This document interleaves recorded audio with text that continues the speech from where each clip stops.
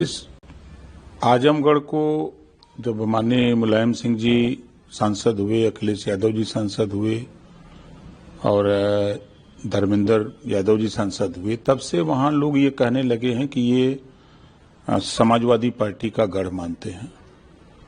तो भारतीय समाज पार्टी ने वहां जनता इंटर कॉलेज का मैदान है, जिसमें सामाजिक समरसता महारैली 22 फरवरी 2026 को होना है, जिसमें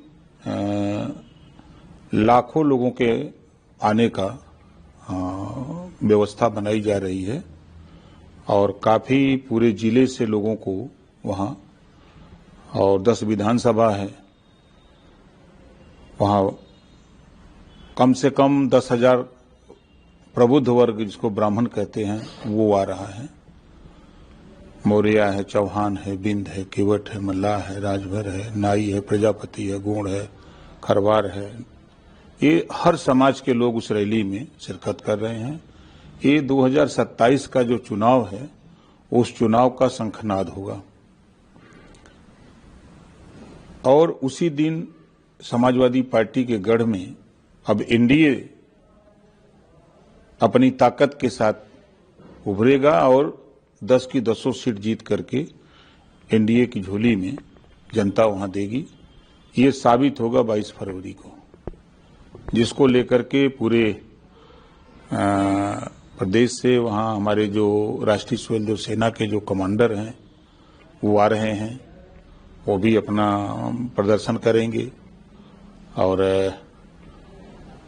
हम लोगों की मंशा है कि जो सामाजिक न्याय समिति की रिपोर्ट है, जो 27% पिछड़ों को दिया जा रहा है, उसको बांट करके 7, 9, 11 में जो राघवेंद्र सिंह पूर्व रिटायर्ड जज के नेतृत्व में कमेटी बनी है, उसकी रिपोर्ट को लागू किया जाए।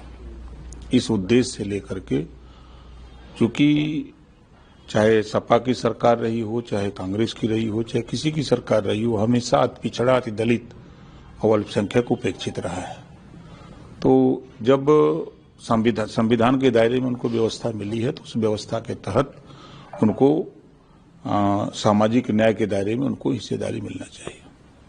इसी के साथ एक और अहम सवाल है सर, जिस इलेक्शन कमीशन ऑफ इंडिया ने कहा है कि केंद्र शासित प्रदेश और जो राज्य हैं उसमें जो एसआईआर की प्रक्रिया चल रही थी उसको जल्द से जल्द पूरा किया जाए। सभी प्रदेशों के निर्वाचन अधिकारियों को ये निर्देश दिए गए कि उसको जो है अप्रैल 2026 के शुरू होने की संभावना है, तो उससे पहले उसको कंप्लीट कर दें। वो निश्चित है। जो विपक्ष एसआईआर को लेकर के बहुत सवाल करेगा। देखिए, विपक्ष का जो सवाल है वो निराधार है, उनके सवाल में कोई दम नहीं है। विपक्ष खुद जो है बूथों पर अपना कार्यकर्ता लगा करके फार्म भरवा रहे हैं, चाहे वो प्रारूप 6 हो, चाहे 7 हो, चाहे 8 हो, तो वो भी लगे हैं सड़क पर, चिल्ला रहे, लेकिन वहां कर रहे हैं। ये विपक्ष की हताशा और निराशा है। क्योंकि इधर चाहे वो मध्य प्रदेश हो, चाहे महाराष्ट्र का चुनाव हो, दिल्ली का चुनाव हो, राजस्थान का चुनाव हो, हरियाणा का चुनाव हो, चाहे बिहार का चुनाव हो, हर चुनाव में विपक्ष को हार का मुंह देखना पड़ा है। इससे सभी लोग भयभीत हैं। तो अभी से वो हताशा और निराशा बता रहे हैं कि चुनाव के बाद हम लोग इस बात को कहने लायक रहे कि हम लोगों का वोट कट गया था, जिस नाते हम लोग हार गए। यही वो चुनाव के बाद देखिएगा कहेंगे, क्योंकि अब ईवीएम की बात पर तो कोई विश्वास कर नहीं रहा है।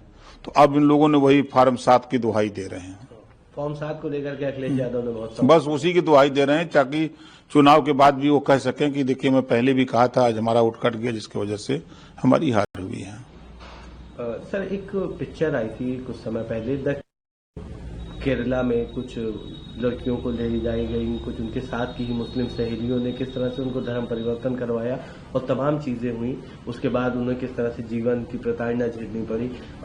इसका ये बताया गया कि ये जो है एक सच्ची घटना पर आधारित है। इसी की तरह अब दूसरी फिल्म आ रही है, द केरला स्टोरी 2, जिसको लेकर के तमाम कांग्रेसी विरोध कर रहे हैं और अन्य लोग भी, फिल्मों से जुड़े लोग भी इसका बता रहे हैं कि इसमें भ्रामक है, समाज में असमानता का भाव उत्पन्न होगा। तो कैसे देखते हैं आप, क्या लगता है? क्योंकि देखिए, एक फिल्म सेंसर बोर्ड है और वो जो पास करता है तब फिल्म रिलीज होती है।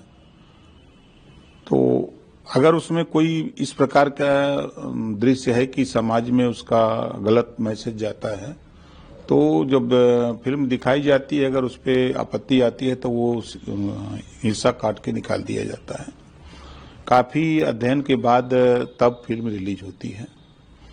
तो समाज में किसी तरह की विसंगति न पैदा हो, आपस में भेदभाव न हो, इसको ध्यान में रखते हुए फिल्म सेंसर बोर्ड जो है उसको स्वीकृति देता है। जी, एक सवाल सर ये भी है कि जबलपुर में की ग्रिल तोड़ने के बाद पथराव की घटना हुई जिसमें 2 समूहों के बीच झड़प हो गई। पुलिस ने मौके पर पहुंच के मामले को शांत किया और 15 से अधिक लोगों को गिरफ्तार किया। कुछ उपद्रव करने वाले साथी होते हैं जो उपद्रव करते हैं, तो कानून अपना काम करता है। देश में कानून का राज है। कानून के दायरे में कोई भी कानून के साथ खिलवाड़ करेगा तो उसके साथ कानून अपना काम करेगा।